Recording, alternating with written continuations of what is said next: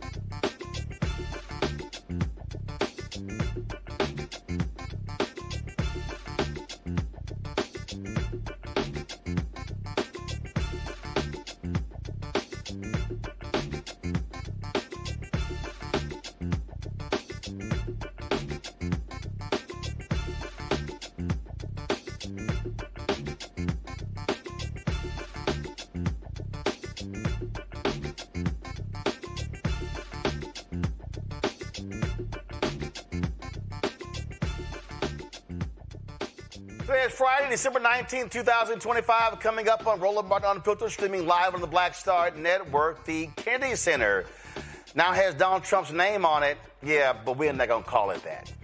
D.C. Police Chief Pamela Smith tells critics F you and storms out in the fiery speech. Well, maybe it's not what you're thinking. Consumer Financial Protection Bureau, now run by a Project 2025 insider, proposes rules that could revive modern-day redlining. Yeah, that's actually happening. Also, folks, lots to break down in politics as well. More craziness coming from this nonsensical administration, including attacks on African Americans. Plus, we'll get ready for the college football playoffs. Matt team didn't make it. And also, I'm going to shout out my Texas A&M volleyball team who play for the national championship tomorrow. Matt school also didn't make it. It's time to bring the funk. I'm Roland Martin Unfiltered on the Black Star Network. Let's go.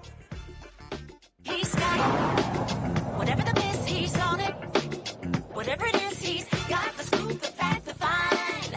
And when it breaks, he's right on time and it's rolling. Best believe he's knowing.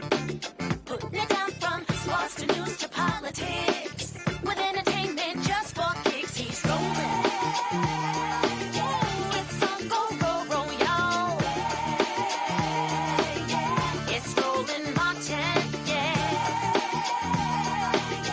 rolling with Roland now. He's funk, he's fresh, he's real, the best, you know he's Roland Martin now.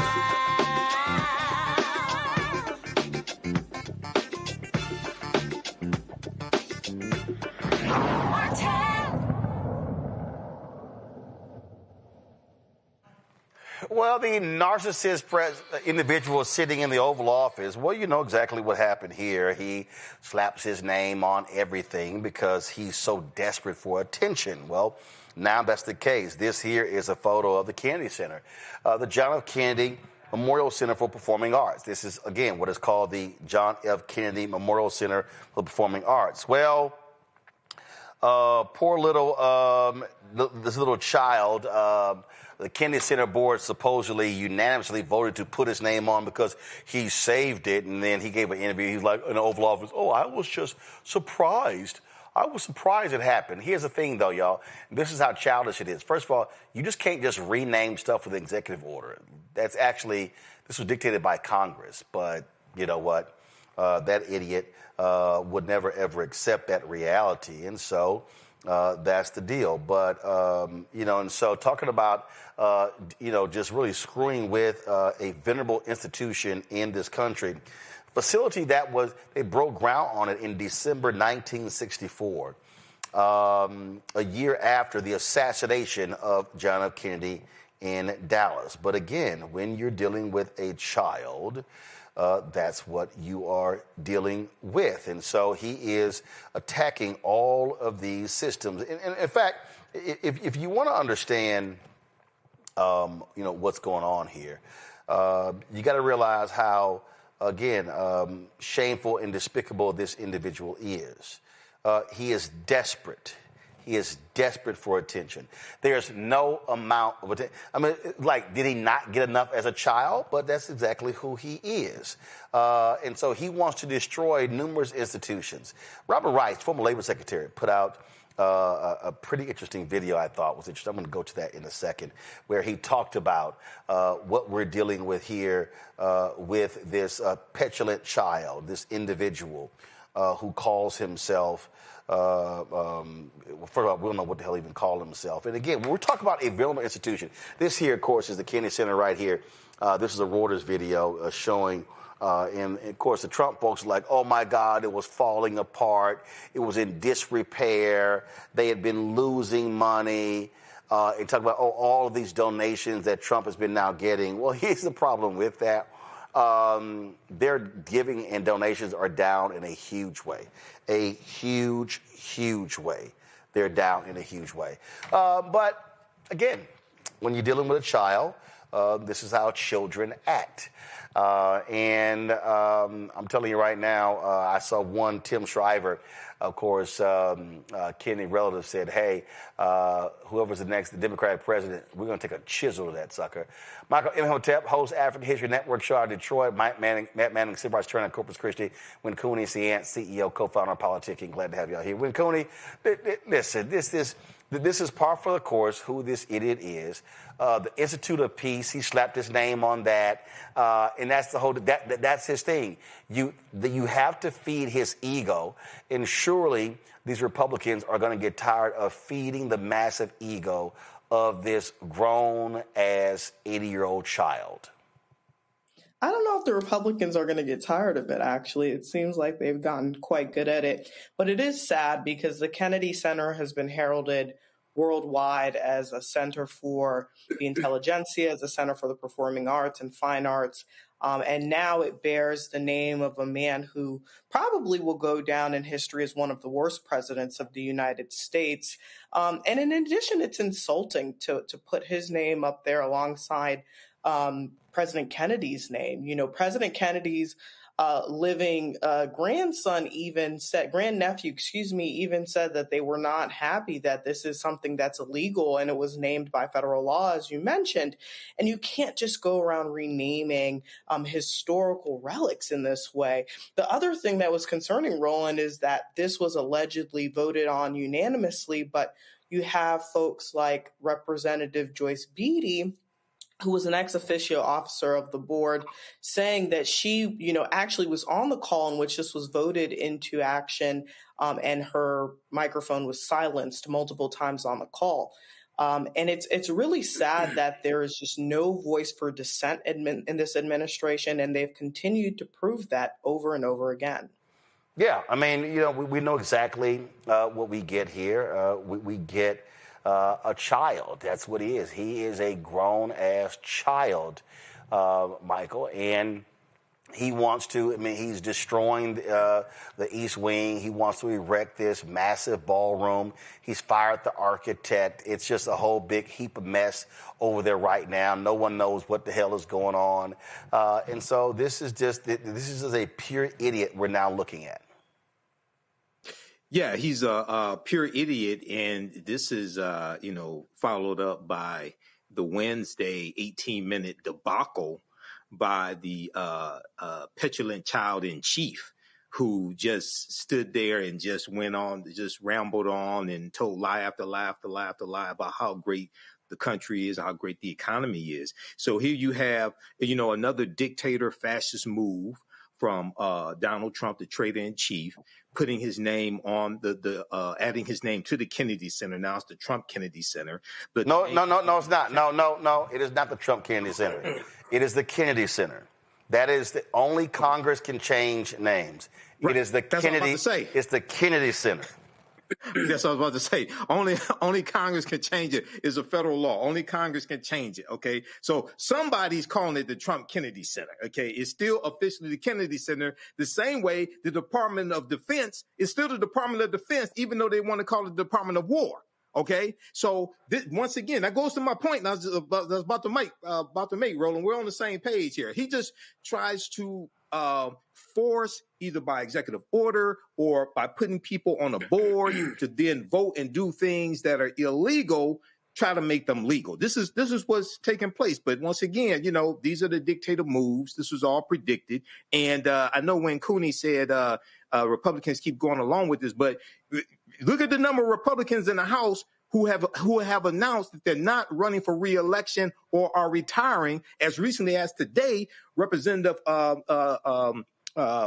Stefanik has announced that she's not running for re-election and she's dropping out of the governor's race of New York. So some Republicans have had enough of this as well. Well, that may be the case, but you still have massive ass kissers, and one of the biggest ass kissers, Matt, is this idiot Lindsey Graham. I mean, you talk about a true idiot. Let me pull up this tweet here. I mean, it's like, dude, really? I mean, this is how bad you are at this. He was just sitting here going, oh my God, this is just so amazing.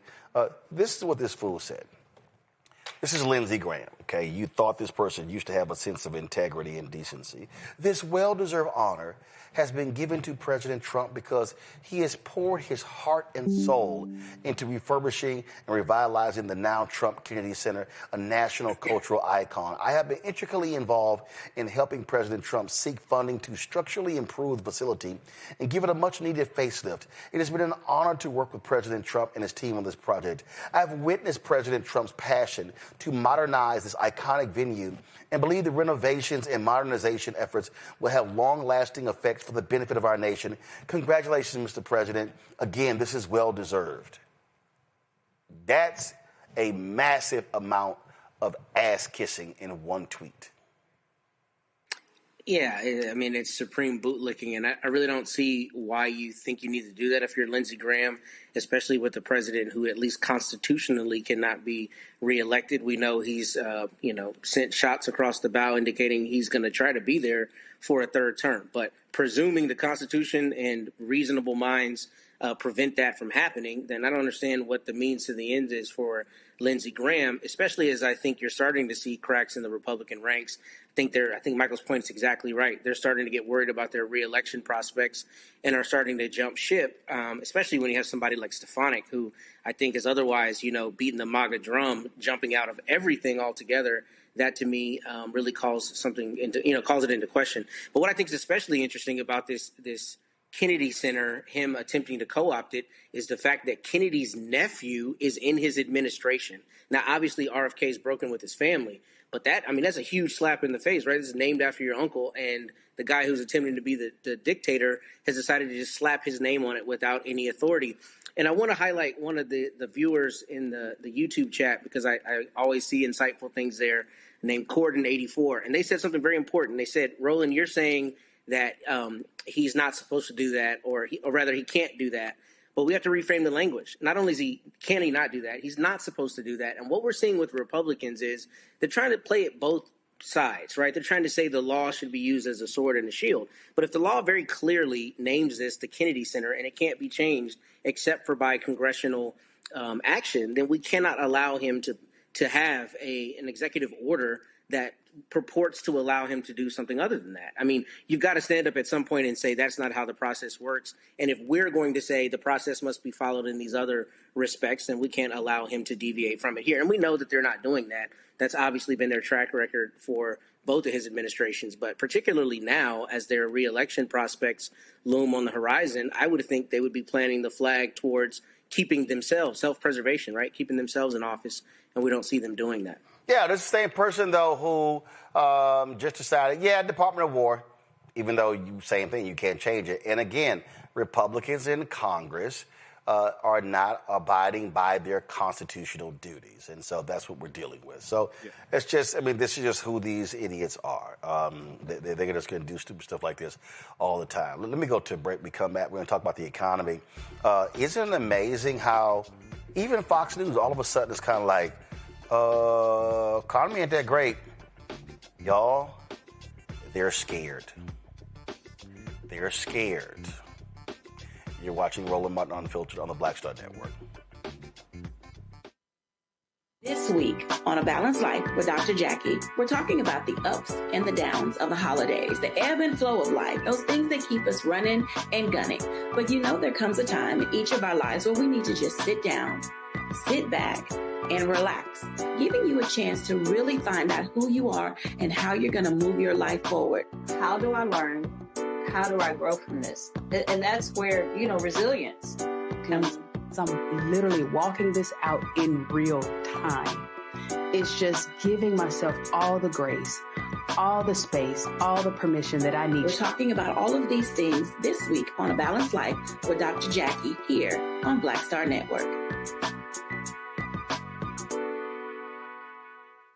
Melanie Campbell, National Coalition on Black Civic Participation and Black Women's Roundtable. And we are watching Roland Martin Unfiltered all day, every day, 24/7. Spread the word.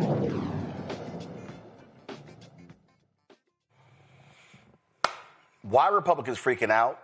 Because their dear leader has been destroying the economy. Now, the place that has been totally delusional regarding the economy has been Fox News and Fox Business. Now, we showed you Maria Bartiromo the other day going, oh, no, it's not as bad as everybody thinks. Oh, when you make $10, $15, $20 million, you don't really feel the problems in the economy. But watch this segment right here. Expenses like rent, electricity, and the cost of everyday items like beef, coffee, and seafood are still up substantially from a year ago. President Trump, of course, is looking to combat concerns that costs are still too high under his administration. He's been arguing it's the previous administration that drove the economy into the ground and that his policies are restoring it. Really? So why are prices up? Not only that, Carolyn Levitt, who's the chief liar for Trump, she talked about how the unemployment rate is at a record low of 4.6%. I think it went down to 3.6% under Biden. So how is it a record low?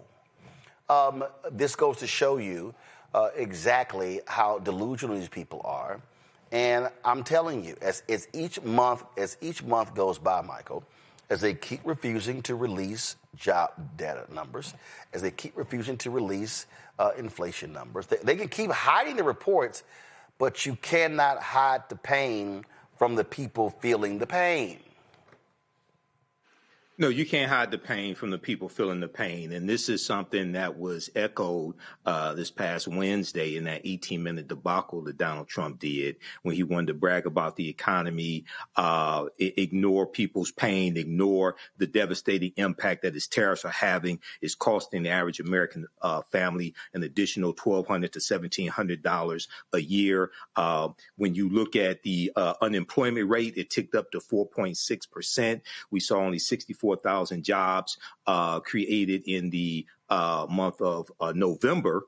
And we see the African-American unemployment rate explode to 8.3%, I think it was, 8.3%. Right now, this is the same guy who told us that immigrants were taking black jobs. Well, about 1.2 million immigrants, both here documented and legally, undocumented and legally, have left the workforce, but the unemployment rate for African-Americans has exploded, but the White House doesn't want to address that. So we're seeing that this continues to bleed. We see his approval rating continue to plummet, as it should, and this was all predicted. Hashtag we tried to tell you, don't blame us, we voted for the black woman. Well, I thought this here was pretty funny here. The labor secretary went on Fox Business, and damn, even my man here had to throw some shade at her line. Listen. So with more people searching for jobs, the unemployment rate can tick up because that means more people are getting off the sideline and finally wanting to be part of the American economy and this workforce. And at the Department of Labor, we want to stay focused on understanding exactly where we need to send those dollars to make sure that everybody has the opportunity at the American dream. That was an interesting diplomatic move, I'd say, to see a 4-year high for unemployment is actually kind of beneficial and good news. Madam Secretary, I'm being facetious, but I don't mean it. No, Matt, he did mean it. Well, he did. I like the shade, though. I mean, I think that was a very British way to do that. It's funny. But in any event, this is what we see them do, try to repackage it. And, I think either it was you, Roland, or somebody on your staff posted a clip that I saw on Instagram, I think yesterday, about this person in Congress, I can't remember which Congress member, talking about all the times the Trump administration claimed they were going to have a plan for health care and never came out with it. And I think this is very similar to that, because think about all the rhetoric we heard in the campaign last year about how, basically prices are going to go down day one. Biden's bad and he's kept your prices too high. And we're not feeling any difference. We're, right, people on the ground recognize that this stuff is not true. So for them to try to reframe even these unemployment numbers is absurd. It's insane. And it's just more rhetoric. And what we see from this administration is they don't ever call a spade a spade. They just reframe it and call it whatever they want to try to call it. But I think the problem is they're going to get called out during the elections because people are still feeling the pain in their pocketbooks. And I think there's a lot of concern right now across the United States about job retention, about keeping jobs with AI as the advent of AI continues to burgeon. So I think that's a huge issue. And it seems to me they're slow playing it and underplaying it and are trying to get sound bites rather than make sound economic decisions that chart a better course. In fact, here was another discussion on Fox Business. Look, when they start telling truth to their white audience, it's going to be a problem. Month. That's 41 million homes sold on 4.13 million. 4.13 sold on an annualized basis. Yeah. That is not strong at all. That's just not. Here we are. Also, latest read on consumer sentiment. What's that number? It surprise drop to 52.9. This is a December number. It's the final number, so it's pretty recent. Consumers are just worried about the price of things and long-run inflation expectations as well. But with rather these dull numbers, the market seems to like it, perhaps implying that we'll get more Fed rate cuts. Actually, the market went up a little bit on both pieces of information being slightly weaker than expected. The weakness, I think, is attractive. Bad news is actually good news for the market. Yeah. Maybe. Now, here's the thing that's important here, Win Cooney. They keep talking about the market. The market, though, the stock market, that's not the full picture of the American economy, because the vast number of people who don't even buy stocks and bonds. So if you keep looking at the market, that is not the barometer. And if they want to bank on that one, okay, this time next year, Republicans are going to be unpacking because they're going to be in the minority in the House and potentially the United States Senate. If we're rolling, the fact of the matter is that we're plunging into a recession. And I'm not shocked by the language that Fox News is using, because it's very resemblant of how they've always framed things. It's very confusing. But the fact of the matter is that the economy is in shambles. And we know that because with Black unemployment going up, that's a signaler generally of the fact that we're plunging into a recession. When you look at how long Black people are staying unemployed, Black women being unemployed at an average of 14.5 weeks long, and Black men about 12 weeks long, compared to white women and white men at 8.6 weeks and 9.6 weeks, you see that the changes are egregious. And I think the reason why the Trump administration simply does not care about the economy's bottom falling out is because they know that it's going to affect Black people first. They always say when America sneezes, Black people get the flu. And that's exactly what we're seeing here with the economy being downtrodden. And so we really have to pay attention to this. I urge people to consider this strongly when thinking about who they're going to vote for in the 2026 elections, because these are the type of statistics that matter. Absolutely. And so, y'all, numbers are numbers, and it's going to get worse for them. It's going to get worse, and it should get worse because if they want, and if they think, 2026, let's keep blaming it on Biden. All right, try it. But I'm telling you, that ain't going to work. You think it's going to work. That ain't going to work. It's going to fail. All right, let me go to a break. When we come back, more on Roland Martin Unfiltered, including the outgoing D.C. police chief. Man, she laid it on the line. Wait till we show you. You're watching Roland Martin Unfiltered on the Black Star Network. If in this country right now, you have people get up in the morning and the only thing they can think about is how many people they can hurt, and they got the power, that's the time for mourning. For better or worse, what makes America special, it's that legal system that's supposed to protect minorities from the tyranny of the majority. We are at a point of a moral emergency. We must raise a voice of outrage. We must raise a voice of compassion. And we must raise a voice of unity. We are not in a crisis of party versus party. We are in a crisis of civilization, a human rights crisis, and a crisis of democracy itself.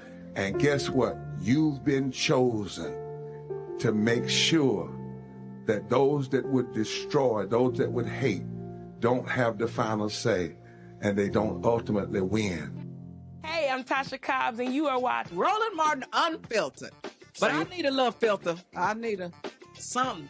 Blow me out. Make me look 35.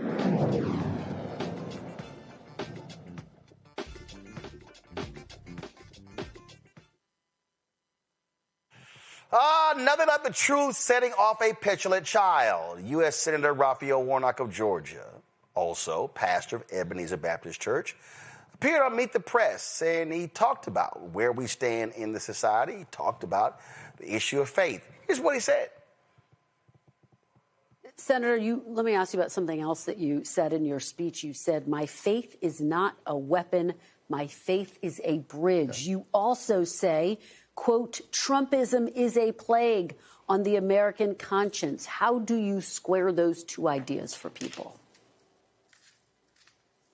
Yeah, as I point out, I think over the last several years, over the last 50 years and over the last year, we have seen a deepening divide between what people need from their government and what government is delivering. There's a kind of corruption, legalized bribery that attends our politics. You see it in the frustrating fight to get basic health care for ordinary citizens. Surely the wealthiest nation on the planet can afford to provide basic health care to its citizens. We suffer not from a poverty of resources, but a poverty of moral imagination. And I do think that Donald Trump, if he's better at something than anybody else, is dividing us. And I think it is a distraction. And while we are distracted and divided, we have literally witnessed the largest transfer of wealth in American history from the bottom to the top. And people are fighting. They're seeing that their costs for health care are doubling while Congress engages in everyday political games. They're seeing their utility costs go up, their grocery costs go up. And meanwhile, the president is saying that he would rate this economy an A+++. The question for me is, who is he talking about? Clearly his friends, the well-connected, the wealthy, certainly not the people that I see every day in Georgia. Ooh, Lord, that ticked off a little petulant child, the fake Christian. This is what the idiot posted on his Truth Social. Raphael Warnock was on Meet the Press, Meet the Fake Press with a one-sided and very biased Christian Welker as the hostess. Warnock spent the entire show using religion to try and divide the country. If a Republican, in particular me, made those statements, it would be front page news. Actually, you mean 2 Corinthians? He ended by saying that he was going to his church to preach now. Well, I think that's fine. I do say, whatever happened to separation of church and state? That would be the first thing they would use against us, but actually it's something that never much bothered me. Yeah, because you don't go to church. That don't bother you. Anyway, Warnock is a lightweight whose wife correctly states that he tried to run her over with the car. Trust me, your first wife accused you of raping her. Oh, I guess we forgot. Fortunately, she was able to get out of the way and only almost lost her foot. Yeah, your first wife died and you buried her at your golf course. Warnock is a bad guy. NBC News, which is second only to ABC fake news for being the worst, should be ashamed of themselves in allowing garbage interviews with untalented and uncaring people to take place. Well, he beat the person you endorsed. The public airways, which these networks are using at no charge, should not be allowed to get away with this any longer. Oh, you hate the fact that they let people say what they feel that hurts your little feelings. They should be properly licensed and pay significant amounts of money for using this very valuable public space. Thank you for your attention to this matter, MAGA. Ain't that something? Well, Warnock responded to the little punk child.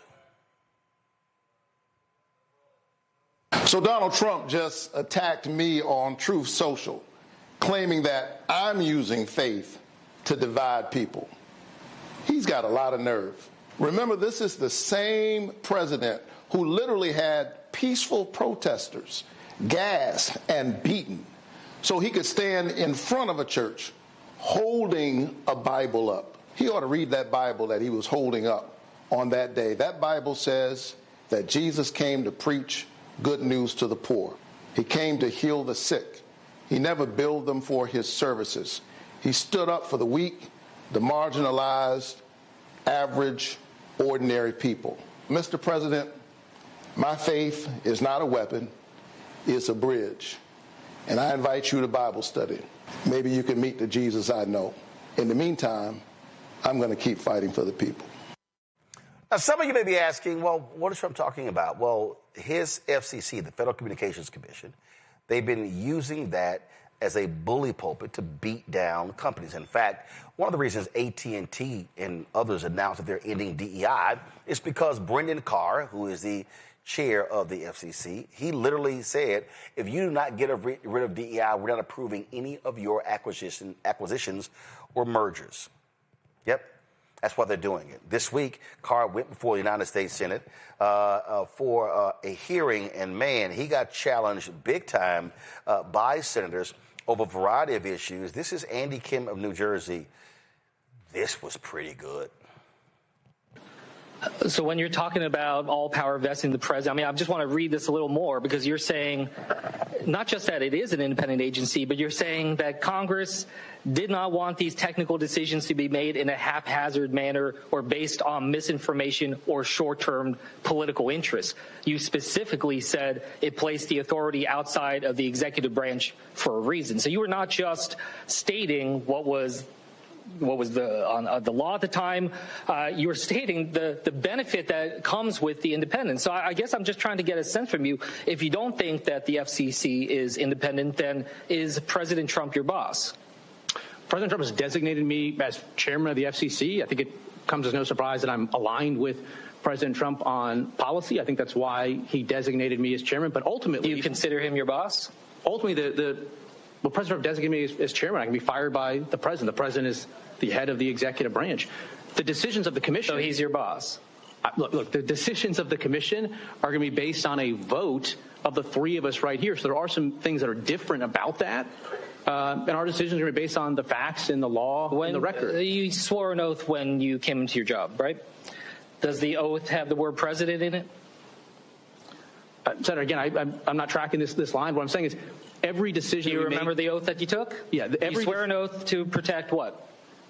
Sir, every single decision. What is it that you're protecting? In this job, we're based on the Constitution of the United States. I'm just this is not consistent a with test the Constitution. Here. I'm just trying to get a sense of how you're trying to operate here. No, we know he sucks up to Trump. Whatever Trump wants, he is going to do. And so what you have to understand is he is not going to challenge the right. He is not. He's not going to do it. And so what he also is going to do is going to use his power there to target, folks like Jimmy Kimmel as opposed to others. He's not going to challenge Fox News. What he's going to do, he's going to threaten companies like he did when it came to Jimmy Kimmel. And so when you see that particular post by Trump, what Trump has been doing is using the FCC to target companies, using the FCC to do his fighting, threatening these companies. Oh, I will snatch your license. Because here's what y'all got to understand. So I'm explaining to y'all the structure. So when you see NBC News, okay, NBC News is based in New York. Okay, Trump can't pull the license of NBC News. NBC News does not have a license, okay? The federal government approves licenses for individual TV stations, which means that you have owned and operated stations of NBC and ABC and CBS and Fox, okay? But most of the stations that carry their programming, they don't own. So when he says, I will pull the license of NBC, well, that can only impact the stations that own. So that's a sacred license, and nobody wants to lose their license, okay, because you're pretty much printing money. So this is how he is weaponizing the FCC to attack people. That's what he's doing. We have never seen a situation in American history where an occupant of the Oval Office is literally weaponizing the federal government to attack folks he don't agree with. That's what he's doing. It's all about vengeance. And this individual is leading that. Man, I saw something a few moments ago. There was a law firm that bent the knee to Trump. Well, so many of their top talent left the law firm That firm is now having to merge with somebody else in order to survive. That's what happens when you bend the knee to Trump.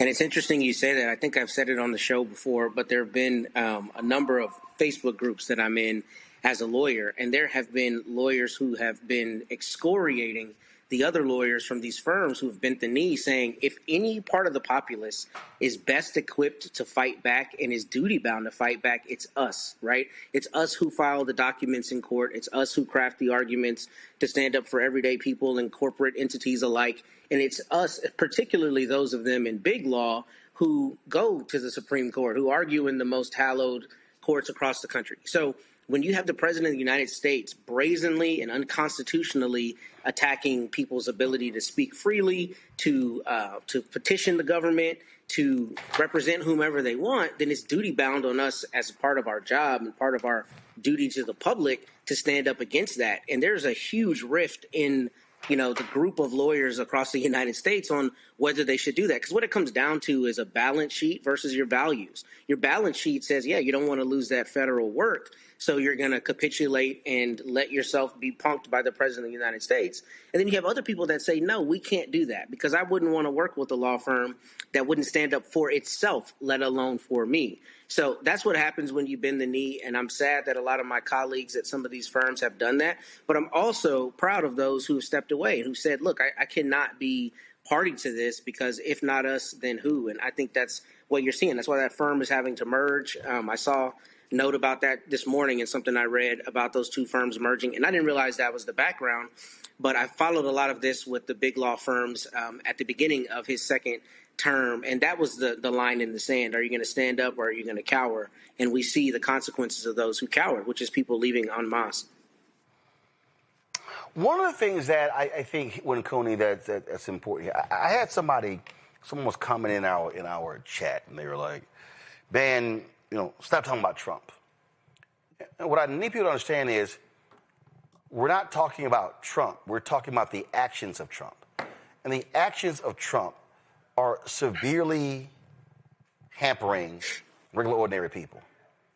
And so, if somebody who's watching right now, they need to understand that when they attack law firms, they're attacking law firms for hiring black lawyers. They're attacking law firms from actually recruiting at HBCUs. They're attacking black law firms from having fellowship and internship programs to bring in more black lawyers. A story this week showed how there's it was a massive drop of African Americans that have been admitted to Harvard, Yale law schools. What I keep telling people, they want to defund Black America. This is all by design. They do not want African Americans at these top law schools. They do not want them in these law firms. This is what their game is. It's abundantly clear. It's before our very eyes. And so for the people who act like, oh man, you're just making a big deal out of this. No, this is what they are doing. These people have to be stopped, because if we just sit on the sidelines and accept it, they are going to completely destroy all of the institutions, the infrastructure in Black America. And I'm just going to keep yelling it over and over and over again. Academic, political, social, cultural, and economic. All of it. Roland, they don't want to defund Black America. They're actively doing it, right? If they don't want to talk about President Trump, fine. Let's talk about fascism. Fascism is a far-right authoritarian political ideology emphasizing extreme nationalism. That's what we're seeing right now. When you see the President of the United States control the FCC chairman, Brendan Carr, who's under oath to protect the Constitution, but instead is doing the bidding of our president, that's a scary sight to see. And I'm so happy we have new senators in office like Senator Kim that are actually holding people like these feet to the fire, because this is utterly inappropriate. But when we see people that are starting to challenge these First Amendment rights, when you see people like President Trump say, hey, I don't like what Senator Warnock has to say, so let's pull him off the air. And not only let's pull him off the air, let's pull the network that he's talking on off the air. That's a scary sight. That reminds me of the time I've spent in communist and socialist countries where there is only 3 news channels that are saying what the president wants them to say, right? So we have to be really, really careful in the United States because we are fledging towards fascism every day. The FCC is one of the first posts of defense for that. If we don't have freedom of speech in this country, what do we have, Roland? Michael. Roland, people who say I'm tired of hearing about Trump obviously did not read Project 2025. It's clear that you don't know that Brendan Carr, who is the chair of the Federal Communications Commission, wrote the chapter in Project 2025 that dealt with reining in the Federal Communications Commission.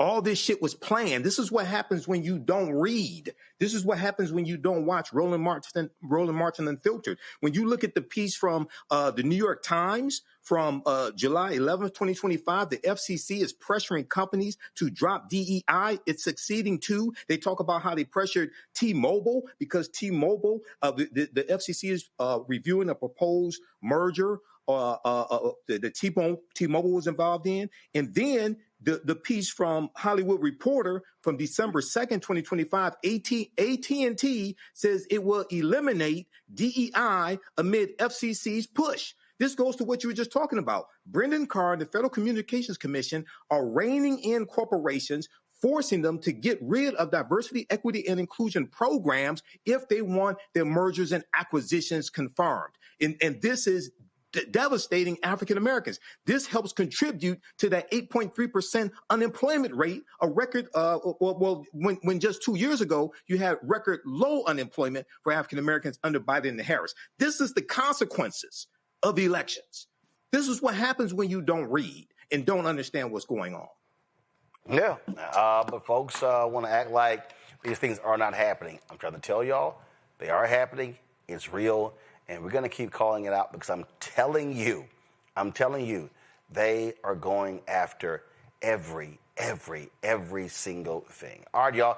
Gotta go to a break. We'll be right back. Roland Martin Unfiltered on the Black Star Network. Don't forget, support the work that we do. Join our Bring the Funk fan club. If you want to contribute to the show, please use for Cash App. Use the Stripe QR code. You see it right here. PayPal, R Martin Unfiltered. Venmo's RM Unfiltered. Zelle, Roland at RolandSMartin.com. Roland at RolandMartinUnfiltered.com. Check some money order. Make it payable to Roland Martin Unfiltered, P.O. Box 57196, Washington, D.C., 20037-0196. Back in a moment. Said the quiet part out loud. Black votes are a threat, so they erased them. After the Supreme Court gutted the Voting Rights Act in 2013, Republican legislatures moved fast. New voter ID laws, polling place shutdowns, purges of black voters from the rolls. Trump's Justice Department didn't stop it. They joined in. In 2018, his DOJ backed Ohio's voter purge system, a scheme that disproportionately erased black voters. Their goal, erase black votes and political power. Yeah, that happened. These are the kinds of stories that we cover every day on Roland Martin Unfiltered. Subscribe on YouTube and download the Black Star Network app. Support fact-based independent journalism that centers African Americans and the issues that matter to our community.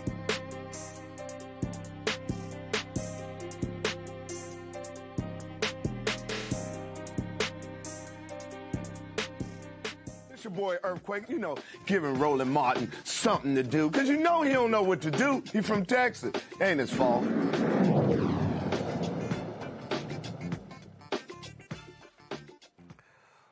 Lord, white America has been having themselves a week. They have been going crazy over this article.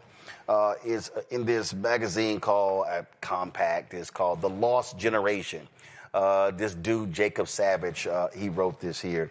And I'm talking about y'all, they just been going crazy. They've been going crazy. They just been going nuts. And so as a result of this, the EEOC chair, Andrea Lucas, who a fierce DEI critic, she posted this about saying to white men, if you've been discriminated, please call us. I'm Andrea Lucas, chair of the U.S. Equal Employment Opportunity Commission. Are you a white male who's experienced discrimination at work based on your race or sex? You may have a claim to recover money under federal civil rights laws. Contact the EEOC as soon as possible. Time limits are typically strict for filing a claim. The EEOC is the federal agency charged with enforcing federal anti-discrimination law against businesses and other private sector employers. The EEOC is committed to identifying, attacking, and eliminating all forms of race and sex discrimination, including against white male applicants and employees. Check out EEOC.gov to learn more and read our one-page explainer about DEI-related discrimination. I mean, these folks have been going crazy. They have just been, all these white dudes, egged on by Elon Musk, on Twitter, because, you know, he changed the algorithm. They just been going on and on and on and on and on and on and on. Oh, my God, I experienced this here. And a whole bunch of these folk ain't got no talent whatsoever. But see, y'all got to understand something. See, these folks, they believe that white men are the answer to everything. In fact, you know, that's super racist. I mean, Matt Walsh, it ain't even a question. He's an absolutely white nationalist, white supremacist racist. He was putting out these videos saying that's right. Oh, yeah, America is going to be so much better.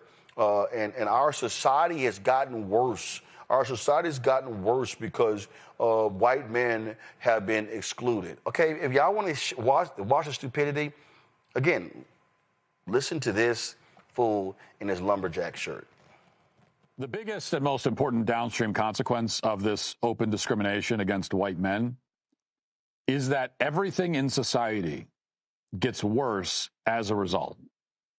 That is the second order effect that the compact piece doesn't really get into. It's the third rail, the part you're not supposed to talk about. But the truth, which everybody intuitively knows, is that things were a lot better back when white men were not being discriminated against by every institution in the country, but instead were running most of them. And the fact of the matter is that a hugely disproportionate number of our greatest leaders, innovators, pioneers, explorers, philosophers, and so on, have been white men. I mean, without white men, we wouldn't have airplanes or spaceships or trains or phones or light bulbs or computers or the internet or batteries or X-ray machines or jet engines or rockets or 1,000 other things that our society depends on to exist and to flourish. We never would have had a railway system or the printing press. We wouldn't have this country, which was founded by white men and led by white men and expanded from coast to coast and settled and built up mostly by white men. Now, these are all facts, historical realities that cannot be denied by reasonable people. It's just true.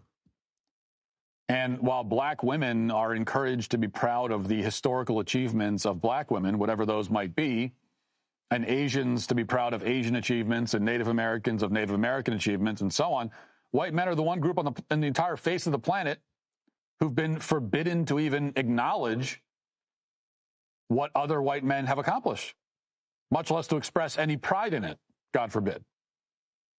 Instead, our society set out on a campaign to punish and exclude and alienate this very group. That is their reward for having carried the weight of Western civilization on their shoulders. But white men, as it turns out, you know, they're not just good at building and flying spaceships. They're also good at writing television shows and covering the news and teaching students at the university level and so on. In fact, in the aggregate, based on every existing piece of available evidence, white men are better at all of these tasks than the allegedly underprivileged communities that are replacing them. And if that sounds harsh, I really don't care. It happens to just be true. Allegedly underprivileged. But it's not, and we know it. And but remember, nobody watching this right now should be shocked. I've been telling y'all this for a long time. In fact, the late Jerry Springer, I saw this. I don't even know where this is from. This is literally what Jerry Springer said about where we stand right now in America. The election of Trump as basically white America's last stand against multiculturalism. There were a lot of people that just see the whole world moving away from them. They see all this globalization. They see their kids dating someone of a different religion or a different race. They see gay marriage is suddenly okay. They see all these things happening. They see the music. They see the television shows. They see everything moving to the left. And how do they stop it? How do they stand up and say, we've had enough? And when you look at where Trump's votes came from, they literally came from communities where there are no Hispanics living, where there are no blacks living, where there are no Muslims living. So how did these people even feel threatened by multicultural America? It's just they want to say time out to this liberalization of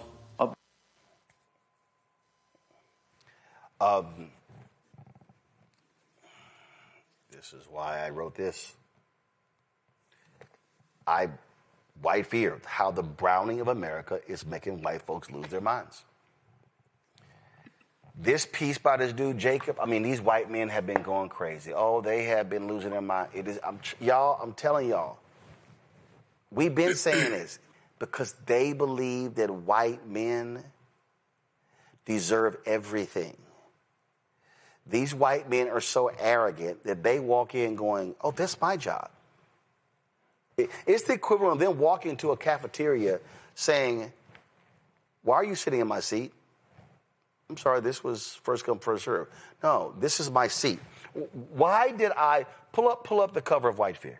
I need y'all to understand, why did I choose this photo?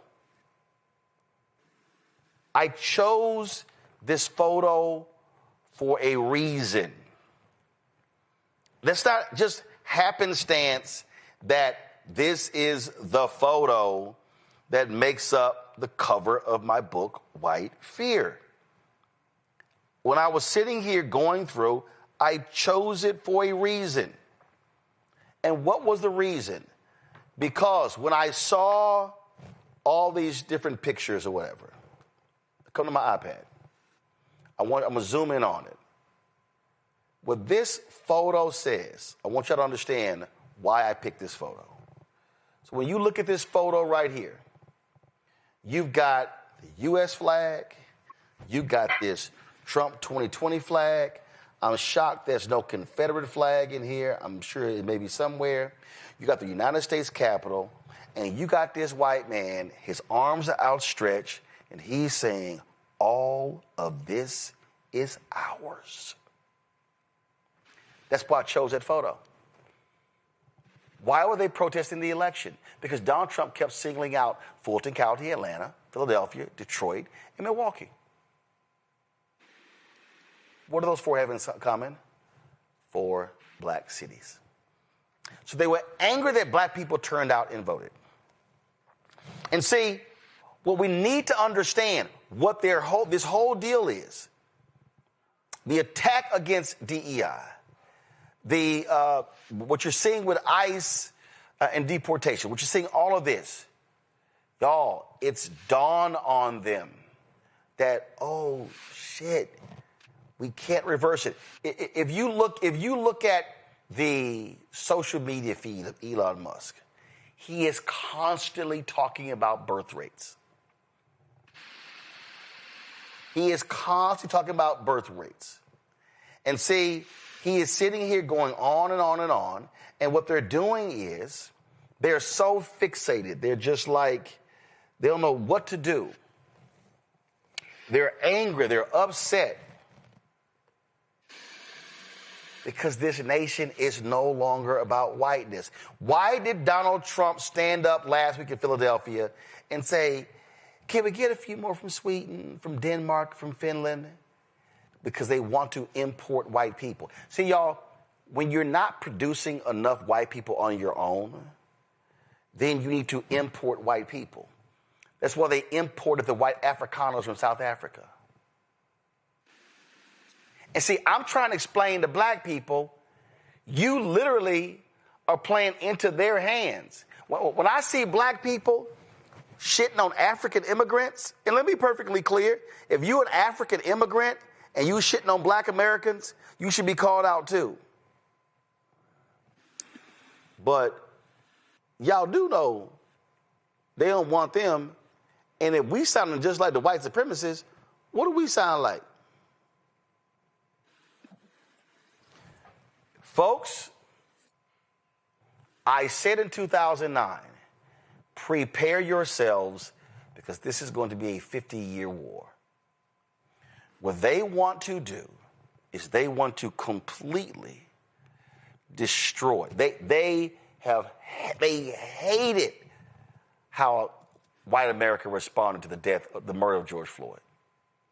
They hated how white America responded after King's assassination and the 13-year Black Freedom Movement. They hate it.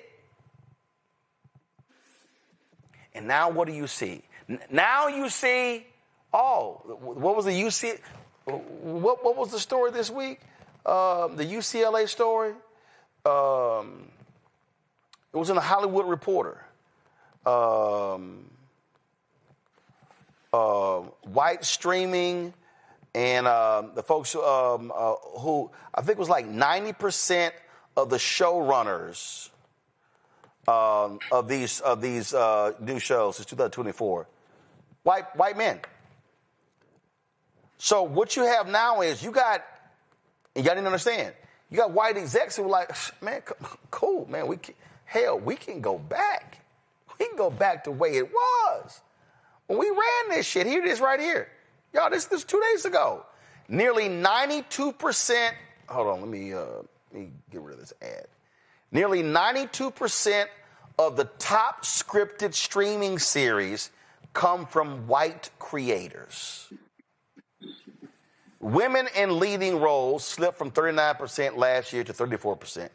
This is the annual survey put out by the UCLA Hollywood Diversity Report. Look at this here.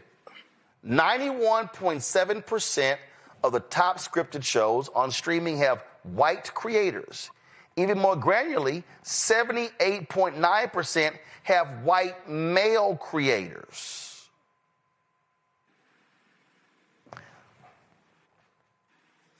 The execs are like, man, cool. Trump is there. We ain't got to do any of this bullshit.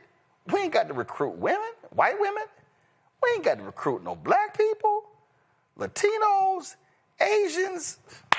Yo, white is right, baby. We back in business.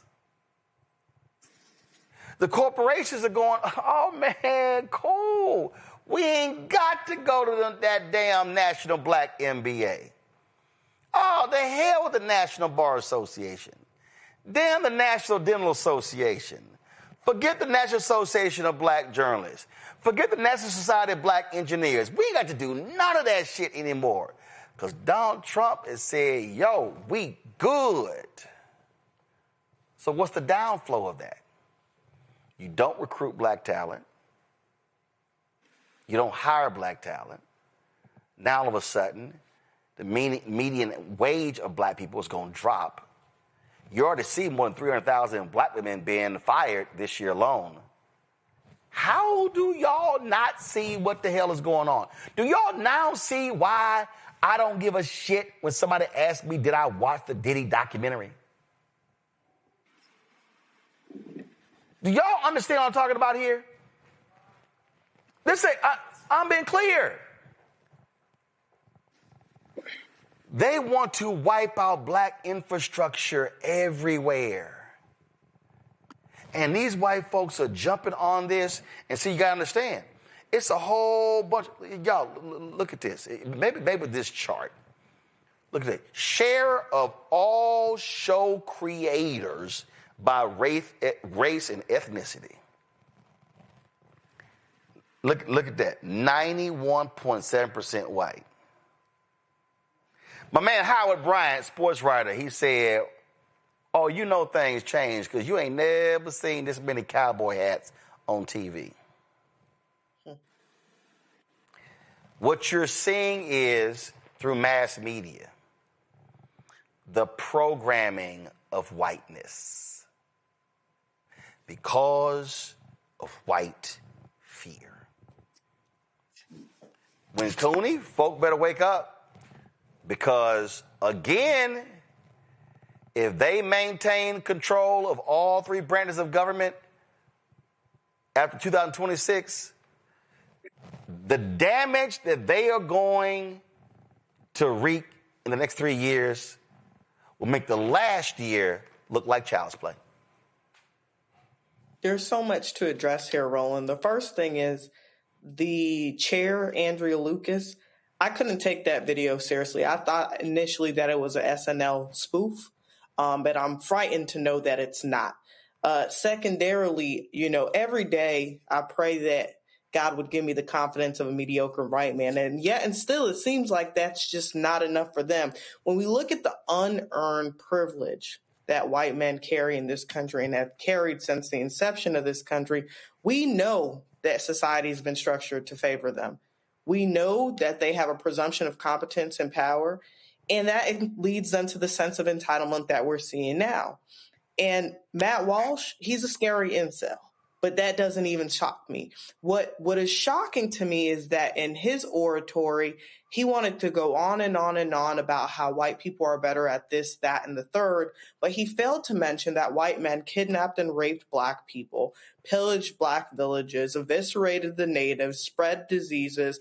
I could go on and on and on. So he failed to mention any of those things, but instead talked about how white men were the founding fathers of this nation. Well, yeah, because they murdered everyone else in sight. And then he talked about how it's become, painful that they can't express white pride here in the United States.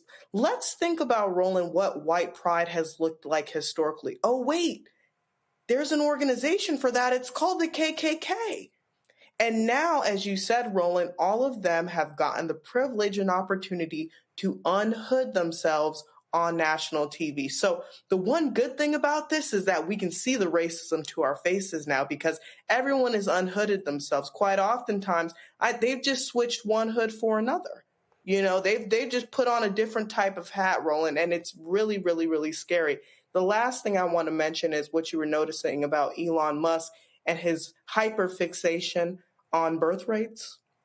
It's a little theory called eugenics that they're really, really been leaning into, which is the thought that they want to improve the white race by selectively breeding people. That's why they want to import these European immigrants, but yet every country that's on Trump's restricted list is a country of color. Mm-hmm.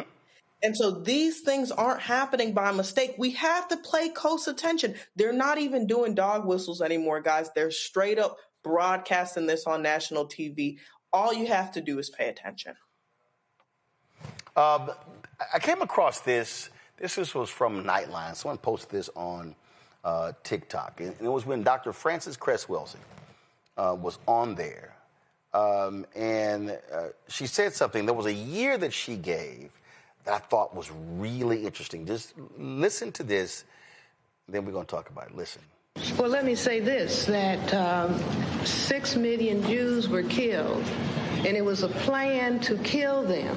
There was a Wannsee conference in Germany where officials sat down at a conference table and planned to kill 11 million.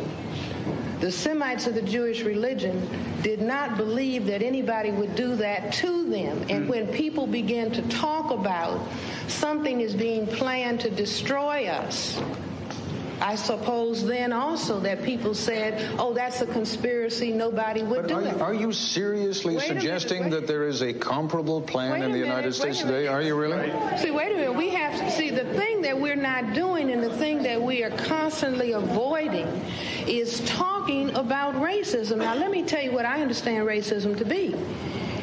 Racism is a behavior system that is organized because white people are a minority on the planet.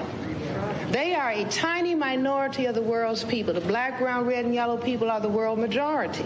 That's right. Not only that, white people are genetic recessive in terms of skin coloration. You see, somebody like whose skin is white, if they have sexual relations with a black person, the product is colored. And there is the fear of white genetic annihilation. It existed in Europe, it existed in Germany, it exists here today. And this is why people, it's written about in the Washington Post, in the New York Times, in the Washington Times, when there are discussions that go on like this by year 2080. The majority people in this area of the world are going to be the blacks, the Hispanics, and the Asians. Oh my, we must do something about it. Mr. Cobb. Now, do you see, it's the same discussion that goes on in South Africa. Let this gentleman respond. But let me just finish this quickly, and then I'll say. You've had a good long run, but so. Let me just say this: that if we understand the white fear of genetic annihilation, which was why Willie Horton could be used as a very profound symbol by the Republican Party to win its election, then we will understand what is happening to the black male in this society. The black male is the threat to white genetic annihilation. Right. And so he is profoundly attacked in this society. And if we begin to understand that, we understand what happens to the black family. If you remove the father, then the son is wandering around confused, doesn't know what to do, will get together in a gang, and ends up being depressed, getting on drugs, and going to prison. And in the United States, in Washington, D.C., I believe we have the second highest incarceration rate, second only to South Africa. And so in South Africa, you have black men in the work camps and the women on the Bantu stands, and here we have the black men in prison and the women in the projects, and the male children going unfathered. Now, I say that racism is responsible. Okay, go ahead, sir. All right, so Michael, this one jumped out at me. And I've been trying to figure out when this was broadcast.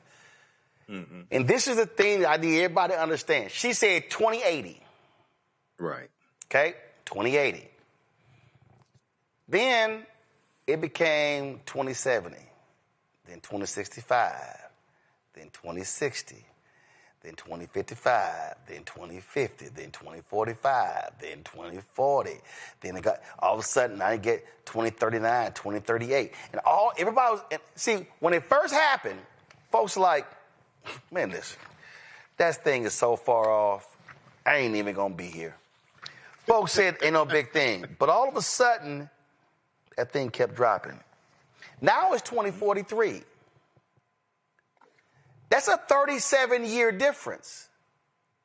So when that report, I remember when the report came out, America one day is going to be a nation majority of people of color. People said, man, that's 2080. Oh, hell. Now it's like, oh, damn. And like I said in my book, White Fear, what did it for me was when I saw the story and there were 10 states where the average white death rate was higher than a white birth rate. And that's when I said, oh, it's on. Yes.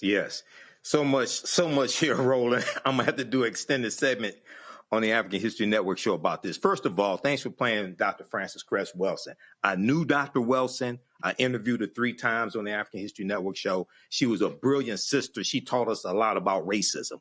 Racism is a system of advantage and privilege distributed based upon race that comes out of the ideology of European white supremacy for the purpose of preserving genetic white survival. Okay. And she learned a lot from Dr. Nellie Fuller as well, who is an ancestor now, who recently passed away, and Dr. Wilson is an ancestor as well. When you talk about birth rates and you talked about Elon Musk and birth rates, this goes back to our segment a couple weeks ago about that little punk ass Nick Fuentes. And I talked about how white people, the percentage of white people in America in the 2020 census dropped to 57%. Alarm bells went off because that's the first time their percentage dropped below 60% since 1790 when the first census was taken. So She hit the nail right on the head, and this is connected to Project 2025 with the attack on diversity, equity, and inclusion. You have to understand, Andrea Lucas, the white woman who you just played in that PSA, she's the chairwoman of the Equal Employment Opportunity Commission, a civil rights commission. And one of the initiatives of the Trump administration is to go after white grievance and to position white people, especially white men, as the ones who have been discriminated against by diversity, equity, and inclusion, civil rights laws, etc. And all you got to do is read the article from Axios.com from April 1st, 2024. It's not an April Fool's joke. It's called Trump Allies Plot Anti-Racism Protections for White People. And this article talked about what would happen in a second Trump administration. And it said if Donald Trump returns to the White House, close allies want to dramatically change the government's interpretation of civil rights era laws to focus on, quote, anti-white racism rather than discrimination against people of color. Now, this came out 7-8 months before the 2024 election. Axios.com warning us what was going to happen. This is why elections have consequences. This is why you have to watch the Black Star Network, because we told you what the hell was going to happen. And too many black people, too many Latinos, etc., sat their asses at home. Okay? This is why the 2026 midterm elections are so important. Okay? We got to vote these people out. And in addition to Republicans not running and things of this nature, more right-minded African Americans have to run and seize power and utilize power when they seize it, when they gain it. Matt, this was the New York Times, June 20th, 2018. Fewer births than deaths among whites in majority of U.S. states. Come on, switch, guys. Come on. Thank you. Right here. Fewer births than deaths among whites in majority of U.S. states. That was 2018. This is why these folks have been losing it. And so people need to understand the basis of the attacks. Their whole deal is if we can severely destroy or in a significant way dismantle, weaken black infrastructure, then it's going to be a long time for them to try to rebuild. That's what all this is about. This is literally about how can we, that Louisiana versus Cali decision, Republicans are sitting here going, ooh, man, ooh, if they rule in our favor and they weaken Section 2, we could wipe out 19 to 30 black and Latino congressional seats. Oh, wait a minute. We could wipe out black state legislative seats. We can wipe out black county commissioner seats, city council seats, school board seats. And that will cement our power. That's what's going on. Yeah, I mean, look, I think you, Michael, and Win Cooney covered it far more robustly than I ever could. I think there are a couple discrete things I want to address here that I think are important. So the first, as it relates to Andrea Lucas and the EEOC, I have two cases right now pending where I represent two brothers in different parts of the state, both of whom were very obviously treated differently than their fellow employees, were fired, and they have EEOC cases in the Fifth Circuit.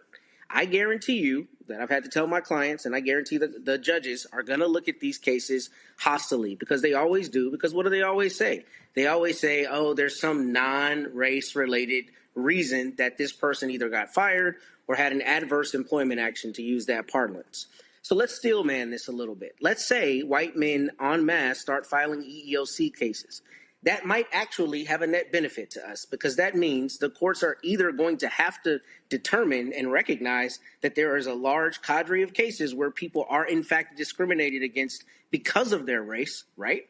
Or they're going to have to brazenly rule for white men and continue to not rule for black people. But what it's going to come down to is it's going to come down to, if you're recognizing it in that case where there's a white man who's claiming that he was discriminated against, then the same discrimination that we've been complaining about for decades and centuries can be proven the same way. So there may be a net benefit. I know that's foolishly optimistic, but legally that's what has to happen here, Because if you have people filing these cases in droves, then their cases should be dismissed just like the meritorious black cases that are dismissed all the time on the basis of we don't see it. It has to be some other reason. So, I mean, that's the thing I think happens with this. And I think this is really more rhetoric than it is a true call to arms for, you know, white men who've been discriminated against. But the second thing I wanted to speak to was something that when Cooney spoke to, which I think is brilliant, about the hoods coming off. But, you know, the hoods coming off, to me, it's not the person who was willing to wear a hood that concerns me. It's all the neighbors. It's all the people who live in polite society who don't have the gumption to come out and say that they're scared of black people or they think black people are mongrels and don't want to live alongside them. It's all the polite society types who are hiding behind the rule of law and structure and infrastructure, the Ryan Walters types and all these other types who are doing things like at Texas A&M, talking about you can't talk about gender and diversity, but I guarantee you they want every single one of those Negroes to run that football in your playoff game, right? Those are the people that are more concerning to me because that is the section of society who has always wanted to espouse these values and always felt like we were coming for their jobs and their lives and their women and all these other things, and don't have the gumption to say it. But now they're being emboldened to say it. And that, to me, is what's far more concerning because, to your point, those are all the micro decisions every day when it's the people on the local level that are denying you benefits, denying you the fullness of your citizenship, denying you the rights to things you should have, denying your ability to elect the person in your community that you should be entitled to elect. That's what's happening. It's an erosion on all levels, to your point. And I think it's the polite society types we should be far more worried about because they're the people who are not as brazen with their racism, but who clearly espouse those same views. And see, again, I need y'all to understand why. You're like, I don't understand. Why? I'm going to find the Robert Rice video and play it in a second, where he's like, y'all got to understand why he's attacking institutions. Now y'all got to understand why these right-wing folk, why are they attacking the colleges and universities? This was, again, this week in the New York Times. The conservative overhaul of the University of Texas is underway. The school has been brought to heel by conservative critics of higher education. It is part of a broader transformation at the state's universities. And then when you read this article, it talks about race-conscious decisions. It says state Republicans have passed laws to curtail what is taught in college classrooms and installed a new university administrators with partisan affiliations among a host of new strategies. University of Texas is one of their main targets. Same thing. Listen, they've done this with Texas A&M because their whole deal is how can we attack the institutions? Like right here, the firing of a Texas A&M instructor teaching a gender studies lesson after a student complained put the university at the center of a national debate over a crackdown on professors' speech. The instructor's department head and dean also lost their administrative posts, and eventually the Texas A&M president resigned. So what are they doing? They're talking about gender, they're talking about transgender, but they also are talking about race. And so what they want, so you got that going on. So they now all of a sudden are saying, oh, no, we're going to change the law. Faculty Senate, y'all don't have any control anymore whatsoever. And so this is how we're going to do that. Matter of fact, there was a Texas State, used to be Southwest Texas State University, Texas State and Black Mobile. Give me 1 second. They just decided they canceled a black book exhibit citing anti-DEI. That's right. They were going to have this. So after all the criticism, the story's been updated. It says, shortly after this report was published, university spokesperson Jamie Blash told the American Statesman that Texas State University will consider bringing the Black History 101 mobile museum to campus for future Black History Month programming. He declined to specify when and how the university will consider the museum. Khalid El Hakim, the founder of the museum, said he has not heard from Texas State University. So what they did was they actually banned him bringing this black mobile museum citing the state's anti-DEI law. So y'all gotta understand, the attack on higher education in Texas, it started in Florida. They were like, oh, cool. DeSantis, you did it. Right. Now we're gonna do it. So y'all gotta realize, I keep trying to tell you, they want to attack the infrastructure, the system. They want massive control over all of it.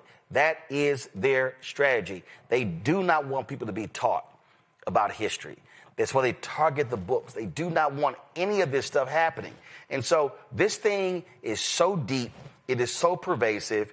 And I just think too many people are just, man, that stuff don't really impact me. Man, I didn't go to college, so that ain't my school. I don't really care. You don't understand. This thing is so deep. And again, they are going after systems, institutions. It is all by design. Watch this Robert Reich video. Why is Trump trying to fire you? Well, Elmo thinks it can marry me because Mr. Trump is mad at Sesame Street for making fun of him. I'm Donald Trump, and I have more trash than all of you, so yeah. But trying to cancel Sesame Street, which has helped children learn to read and count for over half a century, is part of a larger plan. Trump is waging a war on the American mind. Throughout history, tyrants have understood that their major enemy is an educated public. Slaveholders prohibited enslaved people from learning to read. The Third Reich burned books. The Khmer Rouge banned music. Stalin and Pinochet censored the media. And Trump, like past authoritarians, wants to control not just what we do, but also how we think. He has embraced one of the mottos from George Orwell's 1984. Ignorance is strength. He knows that an uninformed public is easier to divide and conquer. I love the poorly educated. There are 5 facets to the authoritarian attack on our minds. Number 1, rewrite history. The protagonist of 1984 works in the so-called Ministry of Truth, where he's made to literally rewrite history because Big Brother knows that he who controls the past controls the future. That's chilling in a dystopian novel. It's even scarier in real life, where Trump and his MAGA cronies are making schools whitewash slavery and segregation, cover up the genocide of Native Americans, and erase the LGBTQ rights movement. Authoritarians know that if they can convince us our country has never been wrong, they can make us believe our ruler is always right. If they can make us forget how brave activists fought for change in the past, they can stop us from seeking change in the future. Rewriting history goes hand in hand with the next facet of the attack on our minds. Number 2, gut education. As Trump tries to abolish the Department of Education, he's also proposing to cut funding for K-12 public schools and to force universities to give him influence over student admissions, faculty hiring, and what's taught. As a professor, I know firsthand how education empowers young people's minds. We can't have a functioning democracy if people cannot deliberate critically about it. That's why authoritarians replace education with indoctrination. Children will be taught to love America. Children will be taught to be patriots. Instead of teaching students to think for themselves, authoritarians seek to instill blind allegiance and to suppress dissent. That's why the Italian and German fascists of the 20th century immediately turned their country's educational systems into instruments of the party. Placing a chokehold on universities also relates to the next facet of the attack. Number 3, dismantle science. By freezing university research grants and attacking the National Institutes of Health, the National Science Foundation, and USAID, Trump is stifling medical and scientific research. And his cuts to the Centers for Disease Control and the Food and Drug Administration put all of us at risk. He's also abducting scientists who disagree with his administration. Can you imagine a crueler way to rob America of the global intellectual capital that has helped us become the world leader in scientific research? All of this moves us further from cures for cancer, Alzheimer's, and HIV. This could seem baffling if you don't recognize it as part of a larger strategy. We all get sick. So how can medical research and disease prevention be political? Because science acknowledges objective facts. Authoritarians insist that the ruler is more powerful than the facts. As Orwell wrote, it means a loyal willingness to say that black is white when party discipline demands this. Another way to attack facts? Number 4, suppress the media. As I call it, the fake news media. From suing ABC and CBS over their news coverage, to threatening to strip network broadcast licenses, to defunding PBS and NPR, Trump is trying to silence major news sources. He wants control over what information Americans can or cannot get. A free press exists to question authority and help the public question it as well. But authoritarians insist they must never be questioned. Don't ever say what you said. That's a nasty question. Authoritarians want to consolidate state power over what the public can know. The final facet of the authoritarian attack on our minds also attacks our spirit, which brings us to number 5. Attack the arts. The arts exist to provoke us, challenge our thinking, and help us see beyond ourselves. They're an important and independent aspect of an educated society, which is why authoritarians have historically attacked the arts. So it's no surprise that Trump is canceling grants from the National Endowment for the Arts, dictating what's displayed at the Smithsonian, and has installed himself as the chair of the Kennedy Center for the Performing Arts. To limit art is to limit free speech and expression. It's a crucial step that authoritarians use to silence anyone who dissents through creativity. Added up, these 5 facets of Trump's attack on the American mind render us less informed, less inspired, and easier to control. They empower him to divide us with hatred and fear, and they prevent us from discovering that we have more in common with one another than with the authoritarians who try to rule us. This attack on our minds reduces our capacity for self-government because ignorance is the handmaiden of tyranny. Please help spread the truth by sharing this video.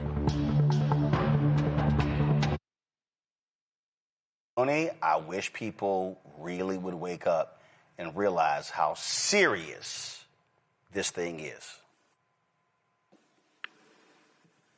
Me too. I'm really, really happy that you showed that video, actually, Roland, because, to what you were saying earlier, I'm not even surprised about the indoctrination of Texas. As you said, it's a playbook, play off of what we've seen done in Florida, and what we talked about a few weeks ago with Turning Point USA and starting in high schools with the Club America. Indoctrination is going step by step. If we look at the 5 steps delineated, rewrite history, we've been seeing that done. They're taking the books out of the classrooms. They're gutting the education system. They're dismantling sciences. They've torn apart all of the, national institutes of health and all of the other healthcare agencies and scientific agencies that help us move forward and be the champions of the world in science.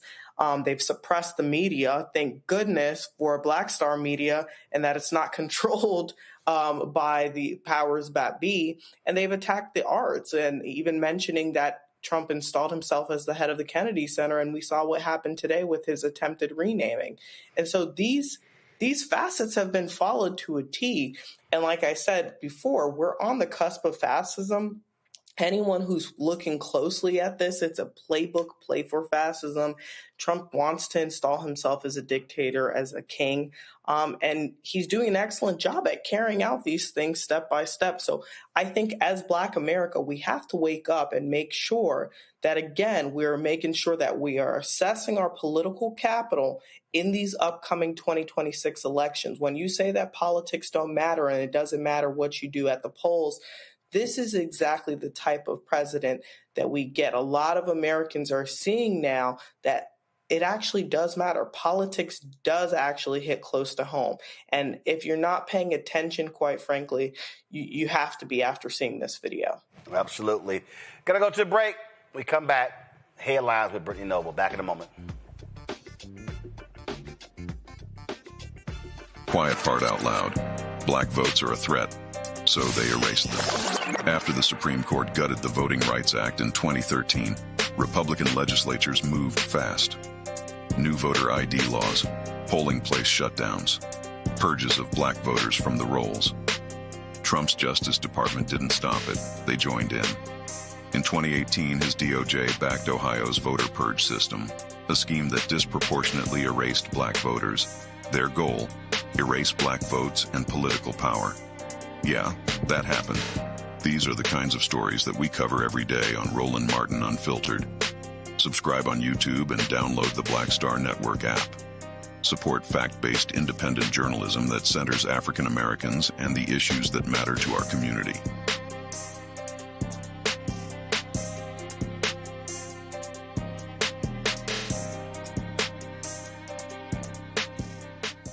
Hello, I'm Bishop T.D. Jakes, and you're watching Roland Martin Unfiltered.